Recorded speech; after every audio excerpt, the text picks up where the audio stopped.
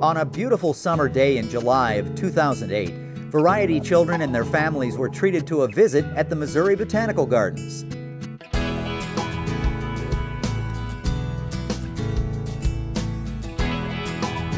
The day began with the variety families entering the gardens through the easily accessible Linehan entrance. Everyone was greeted with a bag full of information about the gardens and featured attractions. Their journey began on wide concrete paths that were easy to navigate for those using wheelchairs and other mobility equipment. First stop was the Garden for All at the Kemper Center for Home Gardening. This area is devoted to those who are physically challenged. This wonderful gardening experience features a variety of plants that are easily accessible for all to enjoy. There are raised beds and planters at various heights and sizes, benches for kneeling or sitting, and a tool display of digging attachments. It's a great location for those who require a walking aid or a wheelchair, and for those who are visually impaired. Also on the agenda, meandering through the scented garden that was adapted for the visually impaired.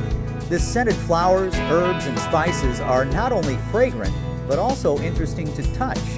Braille and raised letter labels describe each plant in the garden. Accompanying this wonderful smell are beautiful sounds of bells from the bell tree and water from the shell fountain.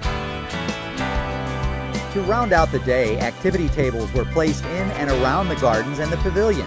Inside the Japanese garden, children were able to make an art project that recreated the look of the garden using natural materials like pebbles. In the Sphinx Pavilion, families cooled off and relaxed while various activities held the children's interest. Rubbings of leaves, flowers, and other natural materials were used as children made their own souvenirs to take home.